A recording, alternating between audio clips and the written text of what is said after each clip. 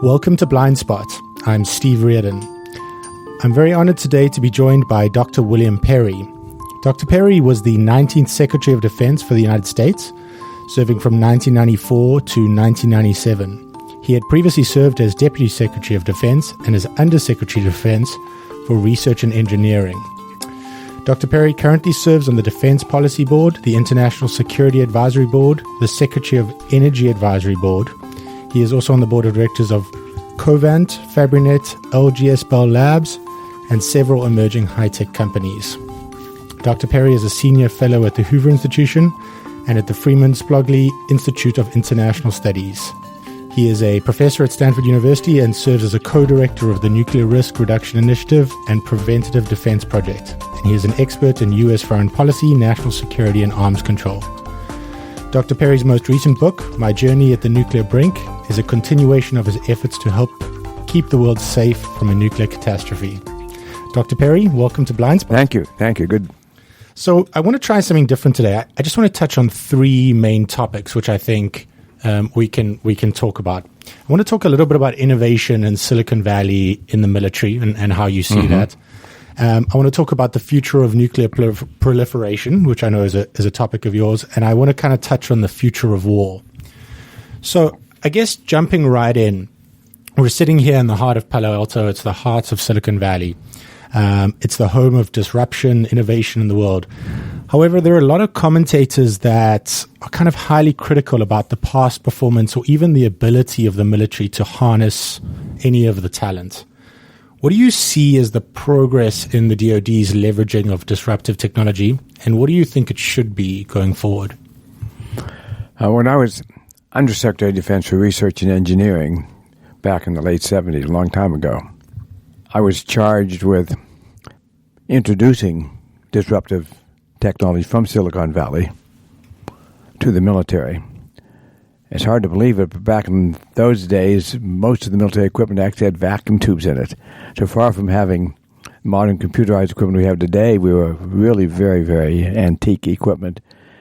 One of the consequences of that, it was very expensive and very unreliable. Many, many downsides to it. So we wanted to bring the modern electronic age into the military equipment. And in one term, 4 years' time as Undersecretary, we really succeeded in doing that.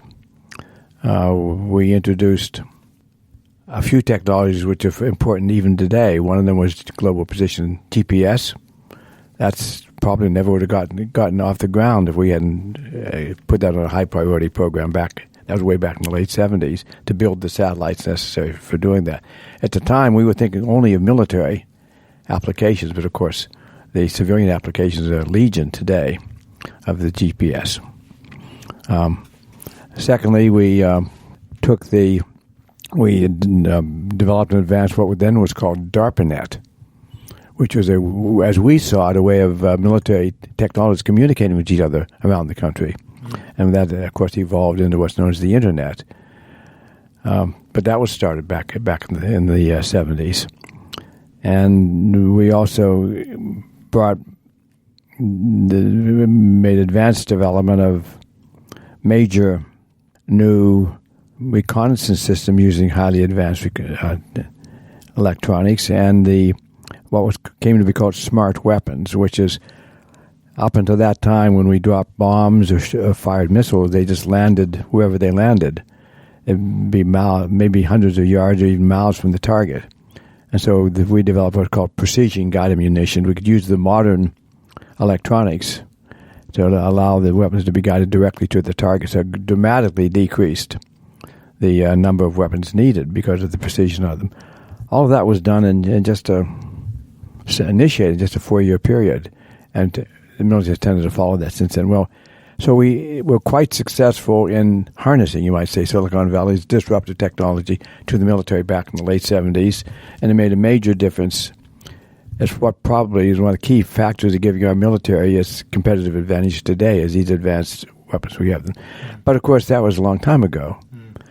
And now my colleague Ash Carter, who was not in the government at the time, but was very much aware of what we were doing, is trying to introduce similar means of having the Pentagon harness the disruptive technologies of Silicon Valley. He's created an organization located in Silicon Valley called DIUX. I forget now what that acronym stands for, but it's here for the purpose of becoming intimately acquainted with what's going on here in Silicon Valley and being sure that it affects the bridge of that technology to modern American weapons. In this case, the emphasis is not so much on just simply getting semiconductors and equipment, which has pretty much happened by now, but bringing the new cyber technology, make sure and the new big data technology, and the whole set of new advanced technologies, computer-related technologies that are being developed and pioneered out here in Silicon Valley, getting them into the best applications in the field. He's a long way from having done that, but at least it started the process of doing it. Right. I mean, so and I think that's obviously true. I mean, do you still think that, I guess, over the course of the last 10 years, that link of having technology or having the military be at the forefront of technology has fallen by the wayside to some degree? Well, the military is not at the forefront of technology. It was not when I was undersecretary in the 70s either. What it has to a great extent today, the leading technology is with civilian companies in civilian applications. So the trick for the Pentagon is to have not only a way of recognizing which of the new technologies are applicable to them and recognize it early on, but finding a way of making that transition and getting that technology applied to military systems. That's a tough job, but that's what Secretary Carter set out to do with this new program, the DIUX program that he has started here. And I think it has the same chance of succeeding as our efforts back in the late 70s had in succeeding at that time. So there are two big issues here. The first one is simply understanding what's going on here that is applicable to the military, and that's what the DIUX is all about. And then secondly, the bigger problem, which Secretary Carter is faced with, is how do you get that actually incorporated into modern American systems and do it in a timely way. Right. I mean, I think sort of related to that, I want to talk a little bit about the current military officers. I was reading a very good Atlantic article. It's a little bit old now, but it's entitled "Why Our Best Officers Are Leaving." And the discussion is around kind of, and this is a quote, the military is creating a command structure that rewards conformism and ignores merit. As a result, it's losing its vaunted ability to cultivate entrepreneurs in uniform. Why does the American military produce the most innovative and entrepreneurial leaders in our country, then waste that talent in a risk-averse bureaucracy? I guess without restating the question, how do you feel about that, and how do you feel about that intersection of the private sector? Well, I would argue that statement, that article could have been written 10 years ago, 20 years ago, 40 years ago. Right. It's almost... It's a perennial problem? It's a perennial problem because the military is a command structure with high discipline. All of those things seem to be antithetical to innovation and to taking risk and moving out in new directions. So that's a perennial problem. Right. It's not new. It's a problem we faced back in the 70s when we were trying to induce the technology then. And it's a problem that Secretary Carter faces today. But I think the answer is that there are, in spite of the structure being set up the way it is, in spite of the difficulties of doing it, there are bright and innovative people in the military today and who are working for the military trying to make that happen. And while it's a tough problem to make it happen, we've demonstrated in the past it can be done. I think Secretary Carter has a good shot of demonstrating that again today as well. Mm. I think, what's interesting to me about that is the labor force has changed. So I agree with you that it's been this perennial problem. But in a world of 2016 where people are used to being in jobs for 2 or 3 years, cycling in, cycling out, changing careers a lot, it feels like the military hasn't kept up to date about allowing either civilians to enter and exit the military easily, or allowing officers and non-commissioned officers to, cycle in and out of the military. I wouldn't make too much of that point, nor would I say that it's a one-sided point. The reason for the excellence, I mean, we talk about the inability to pick up new technology, for sure. That is a problem. On the other hand, our military today is the most effective military in the world, partly because we do have the continuity, partly because we have maintained soldiers who come in and stay in for 20, 25, 30 years, and officers who do, so they get the benefit of their training. They can apply that training. So that continuity plays an important role in the excellence of our forces in the field today. It operates against bringing in innovation. That's certainly true. Right. But in military operations, it's led to an excellence of our work. It's led to the ability of our soldiers to make full advantage of their training.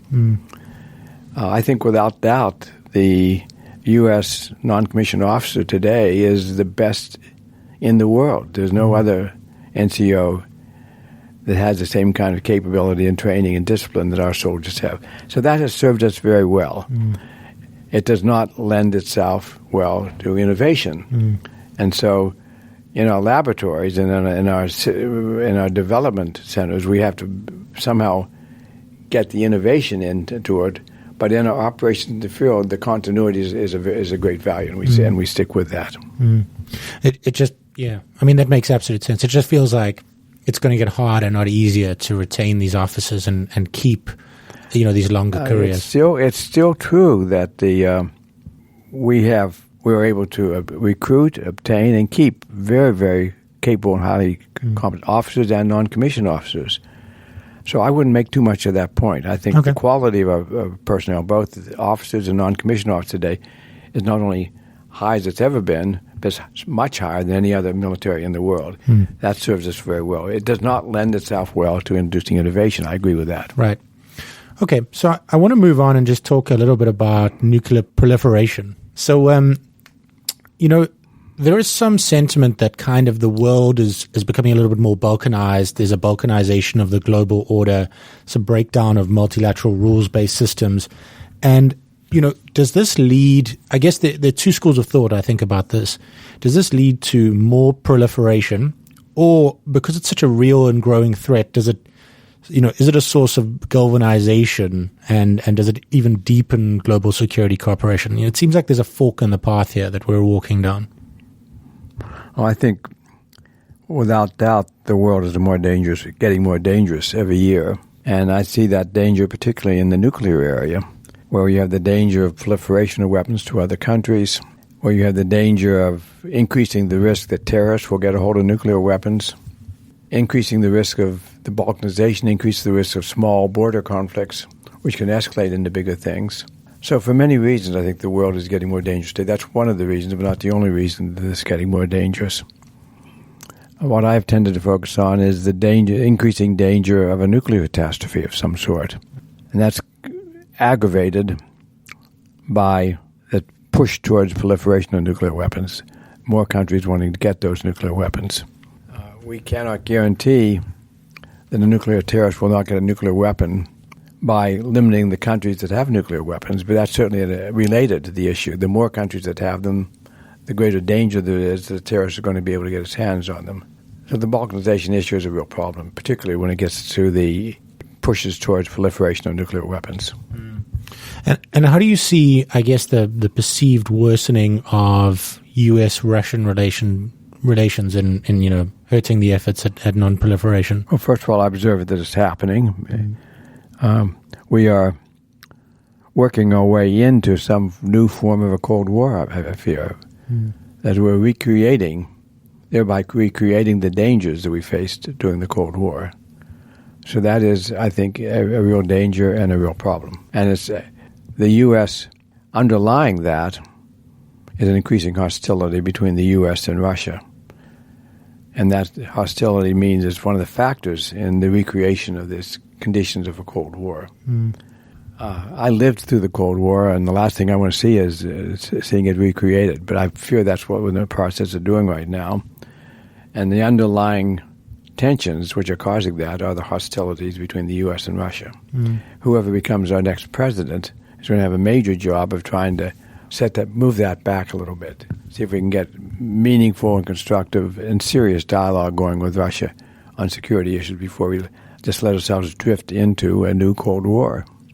You were obviously incredibly pivotal at the point where the Berlin Wall came down and, you increased those relationships with Russia. what do you learn from the past that we should be applying today? Well, I guess it's pretty clear, and should have been clear from the beginning, that Russia considers itself a great nation, a great power, and wants to be considered as such. And therefore, any actions that we have taken in the past that have tended to challenge that position tends to push us in a lot of opposition to Russia today. During the 90s, when they were really on the ropes economically, and when there was a lot of talk in the United States about Russia being an insignificant country whose economy is less than Denmark, why do we have to take them seriously? Well, we have to take them seriously for a number of reasons, but not the least of which is because they've got 7,000 or 8,000 nuclear weapons, but also because they have a great national history and a great national tradition. They've got great literature, great music, and a history that goes back more than 1,000 years. So it's a country that is a serious country, and we should treat it as such. It's a country which spreads out over, 10 or 11 time zones. So Russia is a great country. We need to treat it as such, and to the extent we don't treat it as such, that we trivialize it, we're creating problems we don't need to have. So the last piece on nuclear is obviously, I want to talk about North Korea, and just in terms of, there have been a few strategies that have been tried at non-proliferation in North Korea.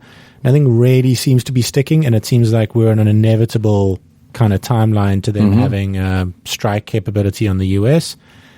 Is there anything to be done in North Korea? What should we do? Well, back 17, 18 years ago, we were negotiating an agreement with North Korea. That was back in 1999, 2000, which I believe they were ready to sign. And they were close to signing, and it was during the last year of the Clinton administration, and the agreement was only reached months before the Clinton administration left office, and they were not able to get it pushed over the finish line. Had we signed that agreement, had we gone ahead with it, I think we would have been in a far different position with North Korea today. But when the new administration came in, the George W. Bush administration, they cut off those negotiations and said they had a different solution to the problem, which they never manifested. So today we now have a North Korea with a nuclear arsenal and building more and making threatening noises with that. It's a very bad situation. I think it was an unavoidable problem, but we did not avoid it. We now face that problem. What today, the reality is they have a nuclear arsenal. They have missiles which can deliver those medium range. They're developing missiles that can deliver them long range. So it poses a real problem for us. The policy of the Bush administration, I think, precipitated that problem. The policy of the Obama administration did nothing to improve it. They tried to solve the problem through what they called the six-party talks, which presumed that North Korea is going to be willing to give up its nuclear weapons, which they never were willing to give up. So those talks got nowhere. Now the new administration comes in, they're going to be faced with the fact, and the fact is that North Korea has a nuclear arsenal, and they're not likely to want to give that up. So the best I think a new administration can do is to negotiate with the North on ways of reducing that dangers of that nuclear arsenal, and there are many things that could be done in that regard. And so if I were advising the new president, that's what I would advise him to do, is to reopen the dialogue with North Korea, reopen it on the grounds that what we're trying to do is reduce the danger. As much as we'd like to have them give up the nuclear weapons, there's very little prospect that they will do that. And, I mean, I guess this is a linked question, but what do you think of the Iran deal, and is that potentially a framework that could be applied to North Korea in some kind of way? It's a framework which could have been applied 15 years ago, but not now, because now they have the nuclear arsenal. Right. Much, much more difficult to get an agreement to give up an arsenal you already have than to get an agreement to not build a nuclear arsenal. We could have had that agreement, I think, with North Korea back in 2000 before they built the arsenal. We got the agreement with Iran before they built their arsenal. So, no, I don't think an Iran-type deal makes any sense, is possible today with North Korea. And the best we can do then, as I said, is to take the measures to reduce the and the dangers are very real, so we ought to be looking to take those steps. I want to talk a little bit about how you think about the future. Obviously, in your previous role as Secretary of Defense, you had to balance a wide range of priorities. And looking at the world today, it's obviously incredibly complex. I just wanted to get your feel on how, if you were advising today, how do you prioritize between defeating ISIL, maintaining NATO alliances, containing Russia and Iranian influences, and creating stability in Iraq and Syria, and the other long laundry list of potential problems in the world? The one I would pick out of there, first of all, is the Russian one. Right. Because it's of all those problems you described, it's the one that could lead to a nuclear conflagration. So while there are many problems in the world we need to deal with, and while those are very important problems, the only one that's transcendental, the only one that faces with an existential danger is the one from Russia. So I'd focus on Russia first and trying to get the nuclear issue straight. What can we do to reduce the risk that we're going to drift into some kind of a nuclear conflict? That would be my first priority. The other ones are all important problems, and some of which I have ideas about and others of which I don't.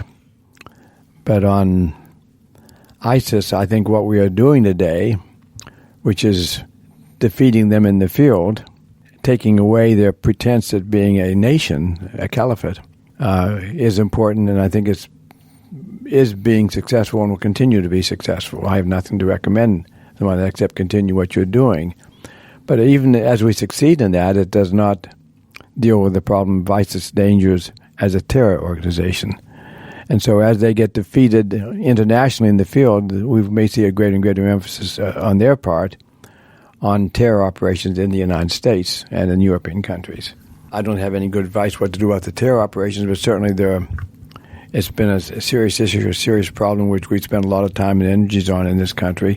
Have had reasonably good luck. It can be argued, I think, that by defeating al-Qaeda in Afghanistan, we have prevented another 9/11. That is, it's a way of preempting an organization like al-Qaeda or ISIS of having the luxury of and the resources of being able to plan a major terror attack in the United States. That defeating al-Qaeda in the field in Afghanistan, I think, had that benefit in terms of local terrorism, and defeating ISIS in the field may have that same benefit. I guess the one thing I might question is the idea of beating ISIS or ISIL in the field, is linked with the Russian question, and the Russians are certainly leading that in the eyes of the world, so much so that the argument is now that the peace in Syria will be a Russian peace. So continuing what you're doing now, if you could look back, would you have executed the strategy in the same way? I don't think I have good advice to give us on a strategy in Syria. It's a very complex question, which I'm not an expert on, haven't studied carefully. Right. So I don't like to give offhand opinions about that. No problem. But the nuclear question, I do think I understand, and that doesn't have a first-order connection of what's going on in Syria today. The effort to defeat ISIS in both Iraq and Syria, and which we're having certainly some success in Iraq, a lot of success in Iraq, some success in Syria, does have an indirect connection, has a connection with the nuclear issue in that, in the same sense that defeating al-Qaeda had an impact on it. The thing we were trying to do in dealing with both ISIS and al-Qaeda is defeat their attempts to mount major terrorist operations in the United States. In the past, those terrorist operations have been conventional weapons, but in the future it could be nuclear weapons. So we should have as a high priority taking every effort to minimize the chance that a nuclear terrorist could ever set off a bomb in the United States. The efforts against ISIS and al-Qaeda are indirectly but importantly related to that. I think the most important thing we're doing directly related to that threat is what President Obama started his nuclear security summits. The first four have already been held during his term in office. That has had a major effect in reducing the ease with which a terror group could get hold of fissile material. If they got hold of fissile material, then they could quite likely build a nuclear bomb and set it off to one of our cities. So the means of stopping nuclear terrorism is cutting off the access to fissile material. That's what the Nuclear Security Summit was all about. So I just want to ask one question on cyber. We spoke a little bit about cyber earlier, but it certainly appears to many outsiders that the U.S. has been under some kind of attack, some of them emanating from Russia. Is the U.S. losing this exchange at present? I mean, are there counter things that are happening that we don't know about, or how does it appear to the world? Our computers, both our personal computers and the business computers, and for that matter, government computers, are all susceptible to some degree of a determined cyber attack, and there have been many, many attacks being made. I myself had my computer hacked just last week, so I'm a little sensitive about it right now. But more seriously, you have businesses being attacked and government offices being attacked. The main disruption that could be caused by cyber attacks has not occurred yet, which is the ability to shut down our utility infrastructure, or to shut down our attack our banking structures and so on. People are talking about interfering in the election potentially. That's another. So the things you can conceive of that could be done, they're not being. What is being done today, while it's large in numbers, is not large in consequence compared to what could be done. So we, the United States in particular, are particularly susceptible to that because we depend so much on computers, and because a determined hacker certainly can get into the networks we have now. But we should be very clear that the United States government has a very, very capable cyber program, both in defending its own military and government links, and more importantly, perhaps, in attacking other links. So one of the reasons I believe you have not seen major attacks by another government on our infrastructure is because it's quite clear that we could respond with at least the same capability to those countries. So we're less vulnerable to a national attack, a country's attack on our infrastructure, because we have such a formidable capability in offensive cyber ourselves. So we have both defensive cyber and offensive cyber. I would estimate probably as good as any in the world, probably better than any other countries in the world. But we are so susceptible to it that it seems like we're on the losing end all the time. But if another country were to attack the United States, then that country would be faced with a response by our cyber, and I think they would lose that conflict, because I think our cyber offensive capability is really very, very, very, very good, probably the best in the world. So my last question, Dr. Perry, what keeps you up at night? What keeps me up at night is the possibility of a nuclear catastrophe. That, to me, is the greatest danger, a nuclear terror bomb going off in one of our cities.